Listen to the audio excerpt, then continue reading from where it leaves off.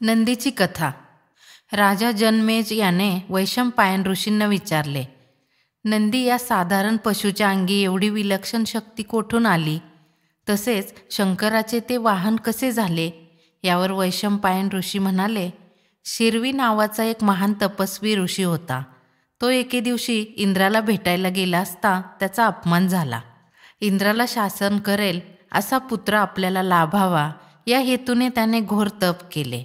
ब्रह्मदेव प्रसन्न झाले व त्यांनी तुला इंद्र, विष्णू व महादेव यांच्यापेक्षाही पराक्रमी पुत्र मिळेल असा वर दिला.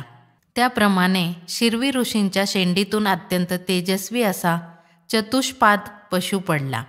ब्रह्मदेवांनी त्याचे नाव नंदिकेश्वर ठेवले. तो वरुण, अग्नी व वायू यांचे प्रतीक असल्याचे सांगितले. भूक लागली म्हणून पित्याच्या सांगण्यावरून नंदी क्षीरसागरातील दूध पिऊ लागला. विष्णूचे दूध तसेच स्वतः विष्णू यांनाही तो आवरेना. 60 दिवस युद्ध झाल्यावरही तो हरेना.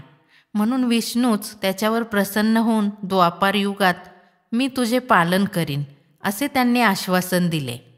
पुढे पुन्हा भूक लागल्यावर पित्याच्या सांगण्यावरून नंदी इंद्राच्या नंदनवनातील तृण खाऊ लागला. तेव्हा इंद्राशी त्याचे युद्ध झाले. त्याच्या शेपटीच्या झटक्याने इंद्र कैलासावर शंकराच्या पुढ्यात पडला. नंदीने इंद्राच्या सिंहासनाचा चक्काचूर केला. इंद्राच्या विनंतीनुसार शंकराचे सैन्य नंदीवर चालून गेले. पण नंदीपुढे सैन्यच काय, खुद्द शंकरही हताश झाले.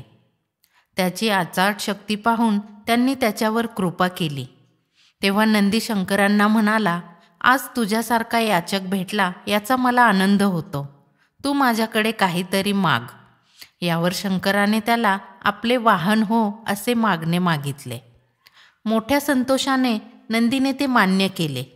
शंकरांनी त्याचा स्वीकार करून त्याला सतत आपल्याजवळ ठेवण्याचे तसेच आपल्या अगोदर तुझे दर्शन घेतले जाईल असे सांगितले. तू आपल्या उदरात क्षीरसागरातील दूध, नंदनवनातील गवत व सर्व शस्त्रे साठवलीस म्हणून तुझ्या शेणाचे भस्म मी सर्वांगाला लावत जाईन असेही शंकर म्हणाले. याप्रमाणे शंकर व नंदी यांचा सहवास घडून आला. सर्व देवांनी शंकराचे नाव पशुपती असे ठेवले. हे कळल्यावर शिरवी ऋषीलाही आनंद झाला.